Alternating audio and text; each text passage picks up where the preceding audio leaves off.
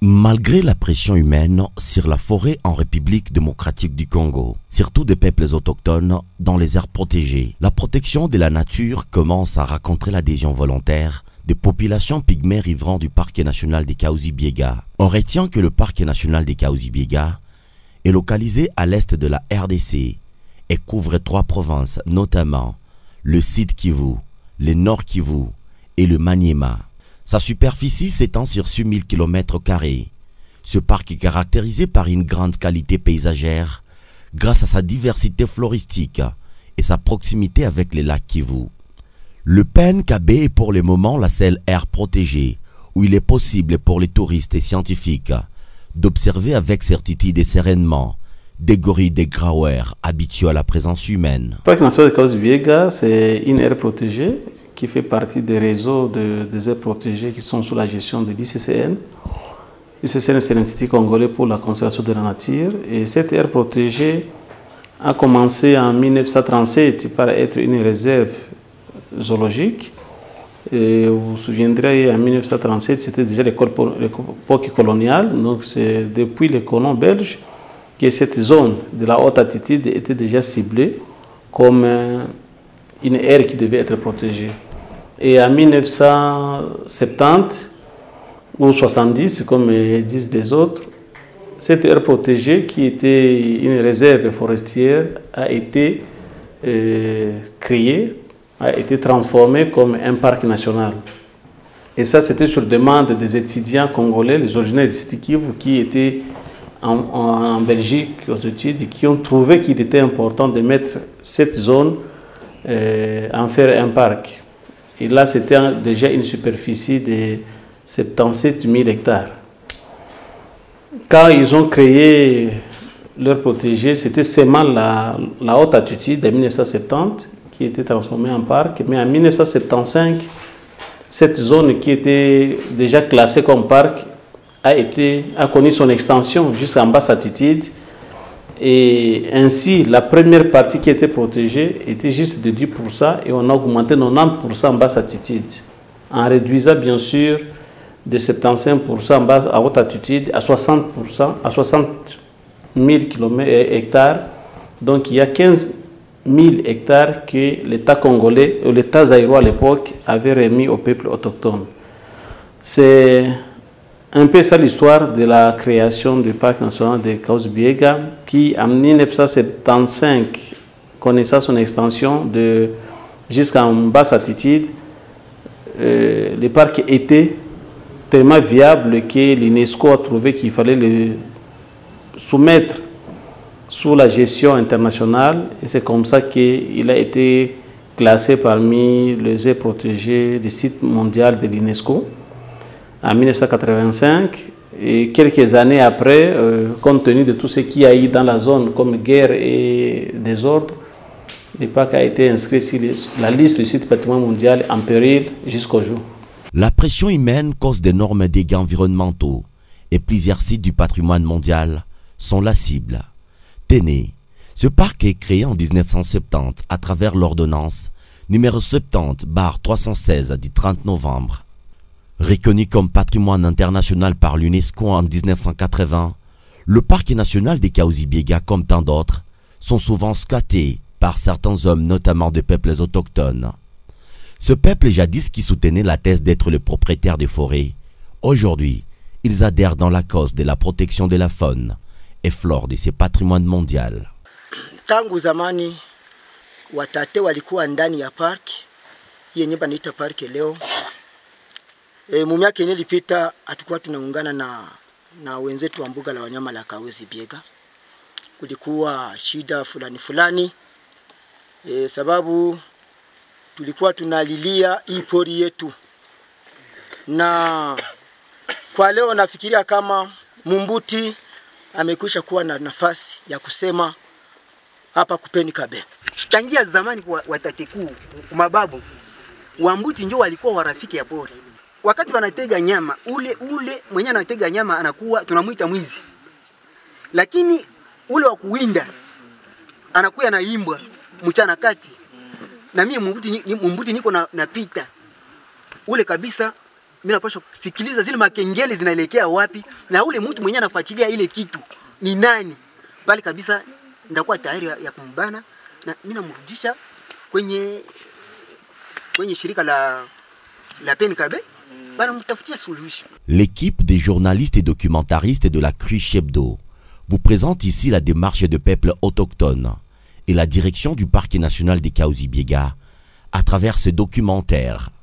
Ni les pygmées, ni le PNKB, personne n'est squatter, mais tous sont protecteurs.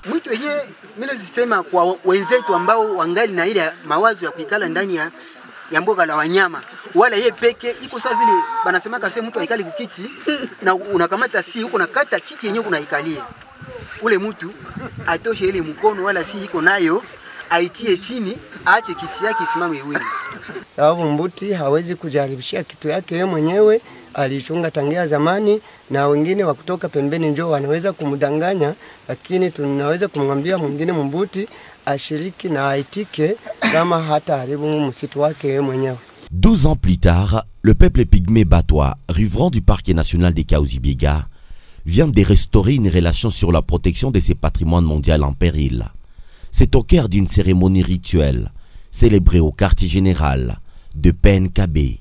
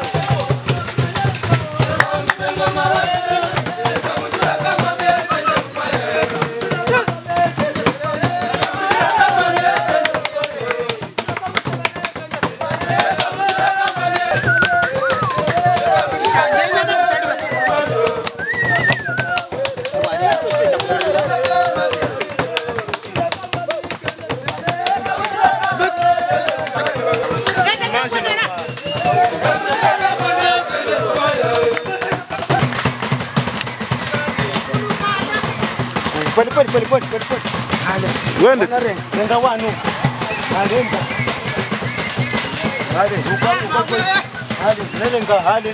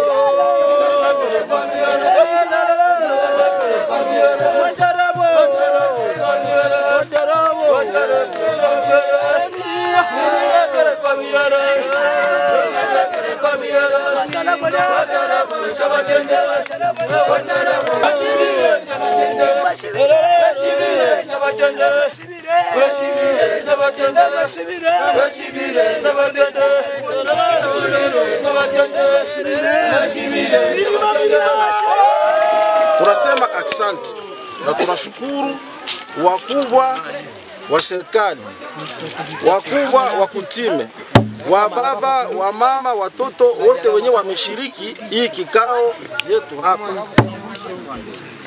Anaongeza kusema hii kikao ilishamaliza muda wa miaka 10 haifanyike.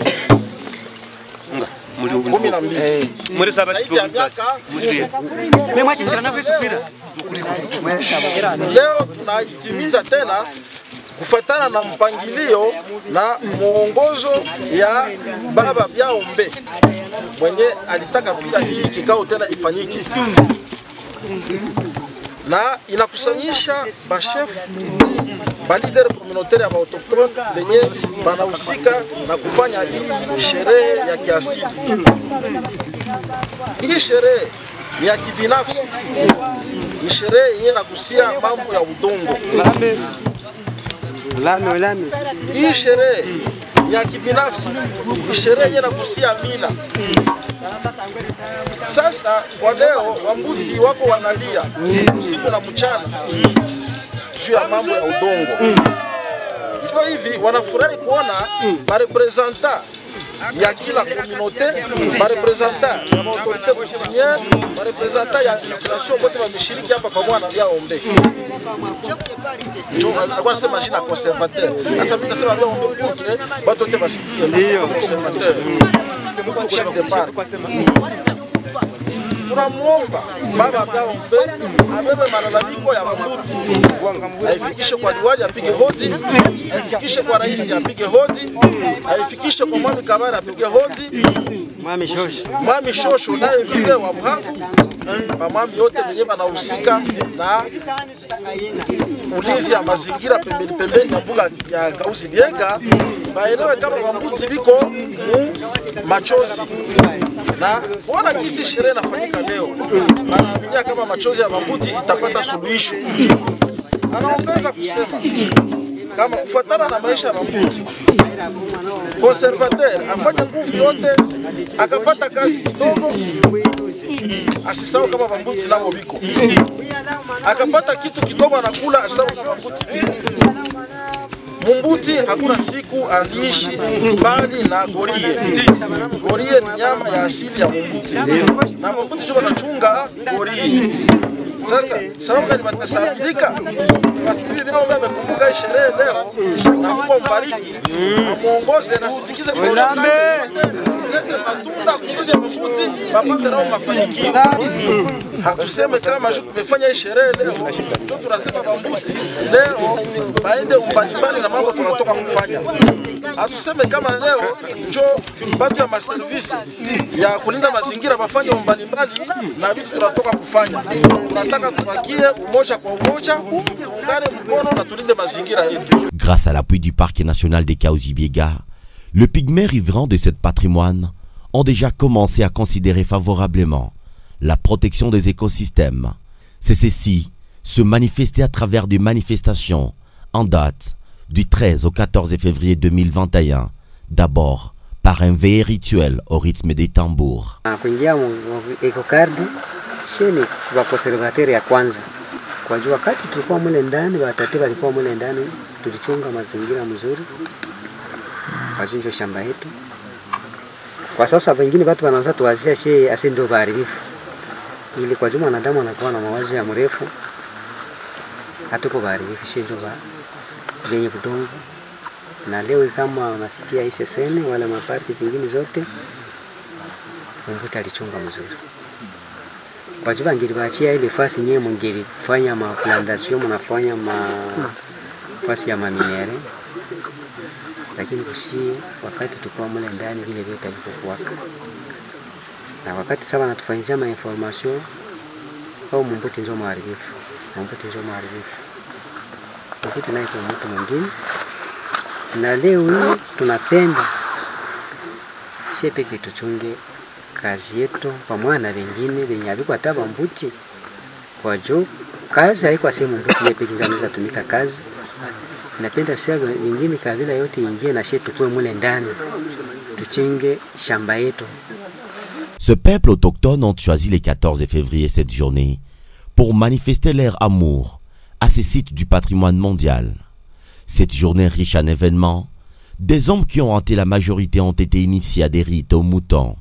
Comme la forêt est considérée par ces peuples comme milieu naturel, ces derniers ont offert le mouton à leurs aïeux, en signe des sacrifices. Un chef autochtone s'explique. Ya mila kutambikia ite moto. Kwa ile haikukuwa inakusanya wapigime yote, tunapatia mkubwa mwenye iko leo onere kuona anakamata mapigime yote wa matepari yote. Tepari ya Kale, ya Kabare, Ziralo, makrupema Ziralo, krupema ya Mubugu, krupema ya Buloho, krupema ya Kalondi, makrupema mbalimbali. Alifuza kila fasi yote bayo nini iko nafanyika juu yao na juu ya sikukuu yao. Ile ni furaha. Na tunamwombea Mungu swati anaweza bariki yule baba kwa yule baba iko na roho mzuri na mumsuteniri. Kesho msende keuza Kiswahili kwa yule baba iko sio alihusishia Bambuti shamba wala nini. Wajuku masemi ya watu inakuwa ya mingi sana. Ile naye kutukumbuka sasa kitu niniambia Bambuti jua nina strategika nituko naye jua Bambuti baingie mkazi. Mkutukumbuka je inaweza tuma urafiki. Inaweza tuma mimi nakula kwenye huko naye juu tutafanya urafiki mimi na wewe. Sote ile kazi inaweza onekana wakati tuko na singa moya hatuwezi kosa kazi. Na kwa mwisho hivi tunafanya kazi zamani, tulifanya vite moto 2010. Isania si kwa hii mwai 2021 tunaanza hivi wala kwa generation yetu ndio vilikuya Après ces rites de moutons plus loin dans la forêt, ce dernier a parcouru une dizaine de kilomètres avant d'atteindre le quartier général du parc national des Kahuzi-Biega pour couronner la cérémonie de la reconnaissance entre les chefs du site comme représentant l'État congolais et les peuples autochtones en signe d'un engagement pour la protection de ce patrimoine mondial de l'UNESCO. Geste à encourager.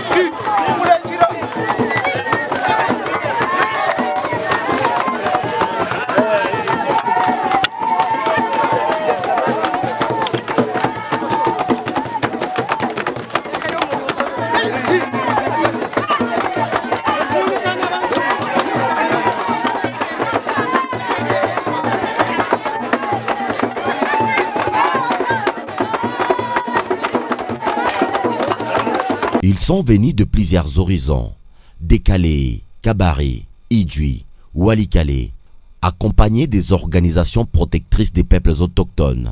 Lors de cette cérémonie, plusieurs allocutions ont été dites.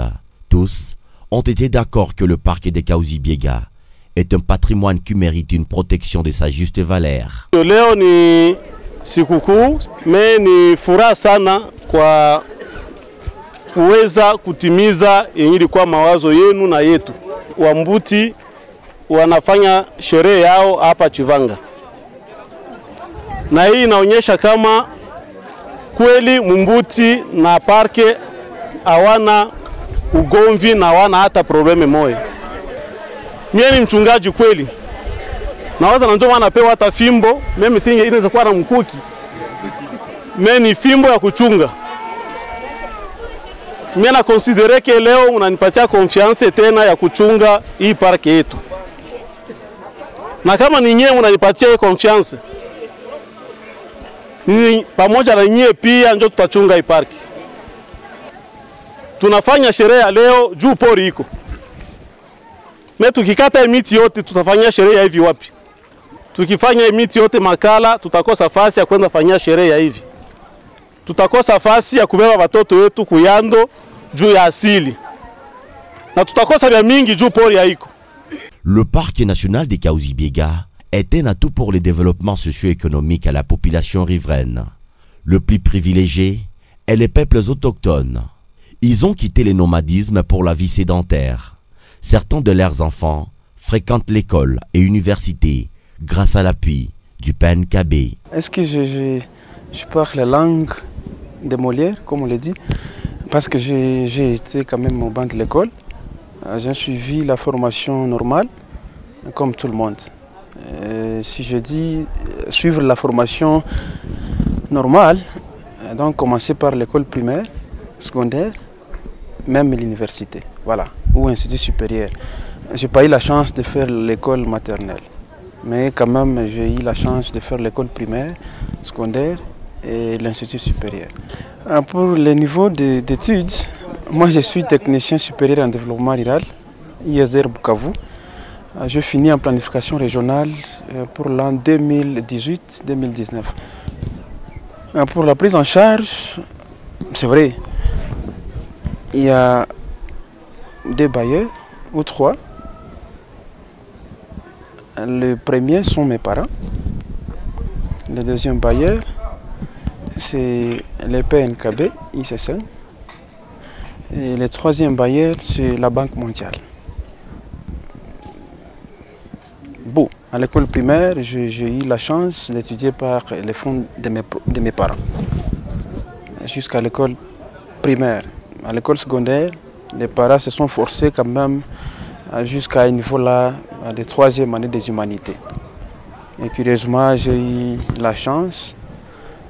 Il y a le PNKB aussi qui est venu appuyer jusqu'à obtenir le diplôme de gradué. Voilà. Donc j'ai eu la chance d'être gradué au niveau de l'ISR Bukavu par la grâce de ICSN PNKB. Et la L1, L2, c'était le fruit de la Banque mondiale avec le projet ProRoute qui est venu appuyer quand même. On s'est dit, non, voilà, il ne fallait pas que les pygmées aussi soient épargnés. Et c'est là où j'ai eu la chance d'étudier.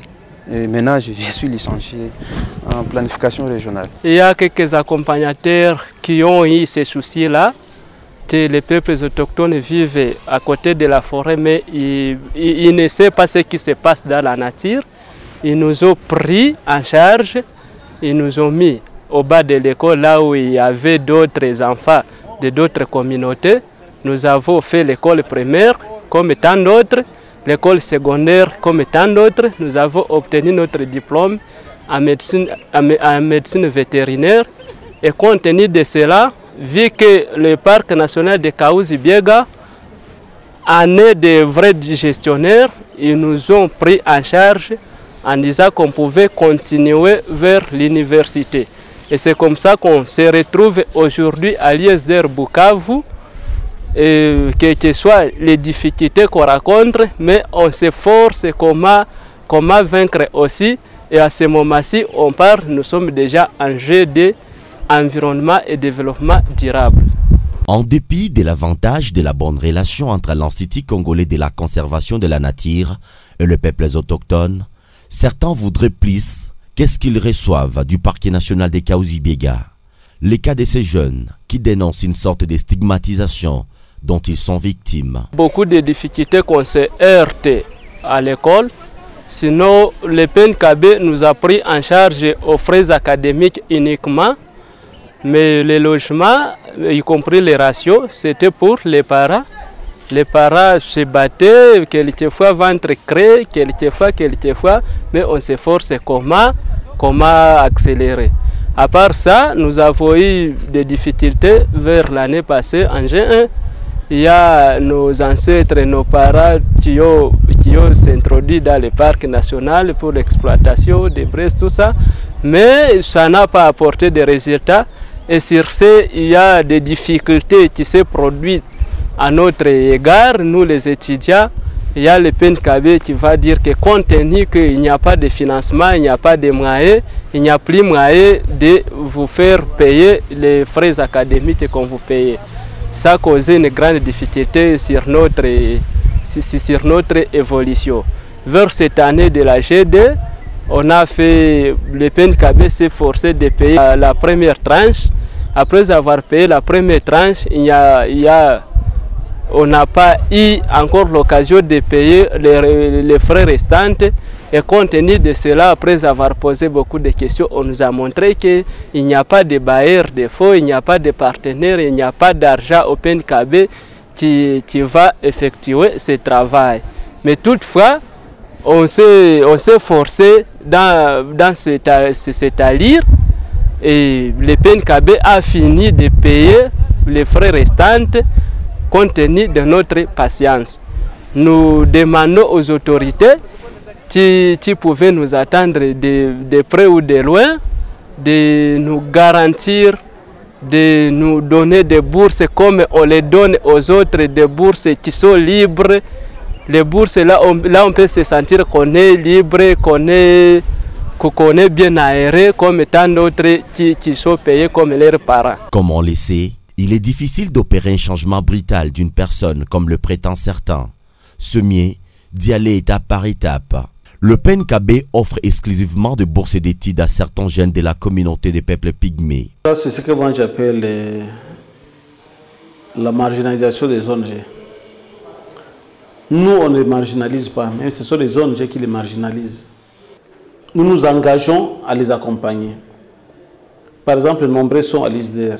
Nous avons même un contrat avec l'ISDER pour que, même si on ne paye pas, qu'ils ne soient pas chassés. Mais quand est-ce qu'ils sont chassés? Ça, ce sont les ONG qui leur donnent des paroles comme ça. Et tu sais le discours des ONG. Le PNKB reçoit beaucoup d'argent pour vous. On te dit la bourse prend en charge la scolarité peut-être et les transports. Et le reste, c'est séparés qui doivent accomplir. C'est une bourse, quand nous disons, nous donnons aux enfants de l'école primaire et secondaire, nous payons les frais scolaires, nous donnons les kits scolaires, dont les cahiers, les stylos et tout ce qu'il faut, mais nous donnons aussi les uniformes. Et nous arrêtons par là. Si l'enfant va utiliser la moto ou quoi pour aller à l'école, ça ne nous regarde pas. Si l'enfant est malade, ça c'est pour les parents. Mais ils pensent que quand on parle de la bourse, on doit tout prendre en charge. Et là, c'est là où les ONG les trompent. La deuxième chose, le PNKB traverse des moments un peu critiques et difficiles. Ça fait des années que nous n'avons pas de financement. Et si nous n'avons pas de financement, où est-ce qu'on va trouver l'argent pour payer leurs frais scolaires? On leur dit avant que cette année, c'est difficile qu'on vous accompagne, puisque nous n'avons pas reçu de financement. Mais ceux qui sont à l'université ne peuvent pas mentir. Puisque même s'il n'y a pas de financement, nous avons toujours quelque chose que nous réservons pour eux. Je me rappelle le camp de Pascal qui avait terminé l'année passée. J'étais obligé de lui payer les frais académiques avec mes moyens personnels. Et ça, c'était après 3 mois de réserve. Je lui ai dit, je ne paye pas, comme vos parents ont décidé de détruire les parcs. Nous aussi, on ne paye pas vos frais scolaires ou vos frais académiques. Allez chercher l'argent chez d'autres ONG qui vous accompagnent. Nous sommes nombreux. En réalité, ce ne sont pas les enfants pygmées d'ici de Kivu qui peuvent manquer les frais scolaires. Puisque quand vous regardez la liste des ONG qui accompagnent les pygmées au Sud Kivu, les ONG, le nombre des ONG dépasse même le nombre de pygmées eux-mêmes. Il y en a beaucoup, les ONG de poches, des maisons, des chambres, des papas et mamas seulement. Non, il y en a beaucoup. Et tous ces ONG reçoivent des financements pour accompagner les pygmées. Mais ils en font quoi? Vous détruisez les parcs, on ne paie pas les frais scolaires pour vos enfants. Mais les ONG, qu'est-ce qu'ils font? C'est seulement qu'ils peuvent récupérer pour dire, les parcs à refuser, nous payons pour vous. Donc ils doivent être reconnaissants, ils doivent ne pas dire tout ce qu'ils pensent, puisqu'il y a les ONG qui sont derrière et pour les détourner de la vérité. Il y a une grande relation entre nous et les peuples autochtones. Et là, je peux vous dire, sans mancher les mots, que nous sommes d'abord la seule institution dans la région, ou au niveau même du pays. Parce que je n'ai jamais vu, même dans d'autres provinces, qui est un pygmée qui est engagé et qui est même à des postes de responsabilité. Quand vous arrivez à Epulu, je ne vais pas commencer par Kaouzi-Biega, je commence par la RFO, la réserve des faune à Okapi. La RFO a fait étudier un pygmée qui a terminé aujourd'hui à un médecin pygmée vers le nom. Et ça, c'est un succès. Au Kaouzi-Biega, nous avons mon assistant, moi chargé de la conservation communautaire. C'est le fruit de l'accompagnement du PNKB jusqu'à l'université. Et il y en a comme ça. On était dans le 400 et plus. Aujourd'hui, je pense qu'on va aller même dans les 800, pour voir pas 1000 enfants pygmées que nous allons scolariser. Et nous pensons au niveau du PNKB, au niveau de l'ICCN, que la bonne préparation doit se passer par l'école. Ils doivent étudier comme tous les autres. Ils verront comment les autres vivent. Ils seront aussi instruits. Et demain, ce sont ces jeunes-là comme responsables. La génération actuelle va passer. Mais au moins, on peut préparer une génération future, des gens qui ont étudié, des jeunes pygmées qui ont étudié et qui auront un autre système de raisonnement. Et pourquoi on va avoir une communauté au Congo qui, non, nous devons avoir, ils demandent tout de l'État, non. Ils doivent aussi s'intégrer dans la communauté. Et de tout ce qu'ils vont avoir comme bien, ça sera pour eux, pour lui et pour sa famille. Et c'est comme ça qu'on peut aider les pygmées, en gardant leurs coutumes, bien sûr. Le parc des Kaouzi-Biega fait partie des sites sécurisés qui offrent à ses nombreux visiteurs un paquet de services. Grâce à sa beauté paradisiaque, vous avez les choix de votre préférence, entre autres, la visite aux gorilles, escalader le mont Kaouzi, faire une randonnée pédestre, d'une visite au centre de réhabilitation de primates à Luiro, pour ne citer que cela. Aujourd'hui, au Kaouzi-Biega, ce qu'on peut voir comme espèce animale, c'est seulement les gorilles dans les parcs. Ça n'empêche pas qu'on se croise avec une autre espèce qui n'est pas au rendez-vous. Ça n'empêche pas qu'on se croise avec des animaux ou autres. Puis c'est à Chivanga seulement, là, il y a même une colonie de singes qui passe par là. Mais nous sommes en train de préparer aussi quelques familles de chimpanzés. Puis après les avoir vus en milieu, en captivité à Luiro, on peut bien les voir en milieu naturel dans les parcs. Nous sommes en train de préparer les amlini. C'est Cercopithecus amlini, qui est aussi une espèce de singe à face du bout et qui sera aussi un produit touristique et qui, d'ici peut-être l'année prochaine, on peut soumettre aux touristes. Mais pour ce qui est des animaux aujourd'hui, c'est seulement les gorilles qu'on peut voir dans les parcs et la seule espèce de gorille que nous avons, la sous-espèce de gorille que nous avons, c'est les Graweri ou les gorilles des plaines de l'Est. Ce qu'il y avait l'ascension de Mont Kaouzi, c'est à plus de 3000 mètres d'altitude et ce sont des hommes forts, des vrais touristes, des amoureux de la nature qui arrivent au sommet de cette montagne. Mais il y a aussi la chute de Luiro, qui est aussi très magnifique, qui est un bon produit touristique et que beaucoup de gens aiment visiter. À côté des chimpanzés qui sont en captivité à Luiro, si vous y avez déjà été, vous avez beaucoup de chimpanzés, une dizaine de chimpanzés qui peuvent être visités aussi, mais c'est en captivité. Et tout ça, ça fait partie des produits touristiques que le parc peut offrir aux gens. Mais à côté de ça aussi, on est en train de vouloir développer d'autres produits, par exemple des pois lianes et autres, qui peuvent maintenir ou retenir le plus longtemps possible un touriste au niveau du parc sans s'ennuyer. Nous avons encore des défis à ce niveau, au niveau touristique, puisque nous avons jusqu'à là aussi des sentiers pédestres où vous pouvez faire même autant de kilomètres en marchant à pied, seulement dans le parc. On a essayé d'aménager des pistes comme ça qui sont aussi intéressantes pour ceux qui ne peuvent pas monter. Et Mokauzi, ils peuvent marcher, ils ont besoin d'une bonne heure, ils ont besoin d'écouter les chants des oiseaux, ils peuvent faire des pieds seulement dans le parc. Et je peux vous assurer que la sécurité est vraiment assurée. Dans la zone touristique Penkabe, il n'y a aucun problème d'insécurité. Mais aussi, il y a beaucoup de choses à faire. Puisqu'aujourd'hui, nous avons des logements, mais on ne sait pas offrir déjà les repas à nos visiteurs. Mais ceux qui viendront l'année prochaine, je pense qu'ils trouveront que les choses auront déjà évolué. L'occasion faisant les larrons, la cérémonie des moutons célébrée à Chivanga, au quartier général du parc national des Kahuzi-Biega, est venue raviver les relations de peuples autochtones et les gestionnaires du parc qui s'étaient effrités à cause de nombreuses violations qui engendra des conflits entre les deux parties. Il y a eu un renouvellement vraiment des relations. On a renouvelé les relations parce que les relations étaient déjà brisées. Il y a eu beaucoup de problèmes, il y a eu beaucoup d'incompréhension, mais aujourd'hui, on a compris qu'il faut enterrer la hache de guerre, il faut enterrer le mésentente et rebâtir pour sauvegarder et l'écosystème de Kahuzi-Biega et les droits des peuples autochtones.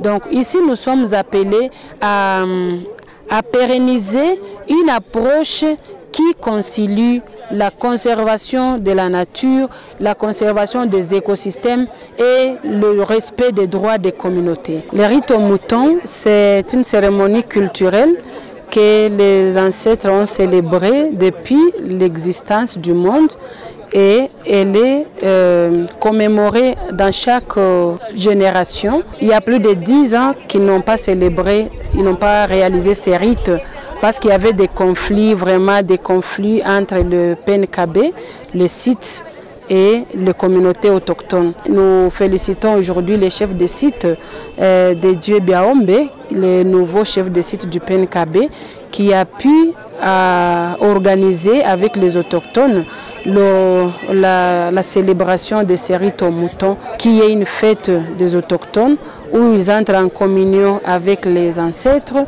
et avec Dieu afin de solliciter leur appui pour la gestion des conflits qui puissent exister entre eux ou bien entre eux et une autre couche. Aujourd'hui, ils viennent de se conclure des grands accords, des pactes entre les gestionnaires du parc national de Kahuzi-Biega et les communautés autochtones.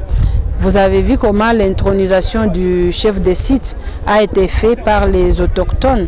Donc les autochtones sont évidemment les détenteurs du pouvoir coutumier et du pouvoir sacré pour pouvoir gérer correctement l'écosystème Kahuzi-Biega et même tous les autres écosystèmes. La protection du parc national des Kahuzi-Biega a un effet régulateur sur les régimes hydrologiques de la région.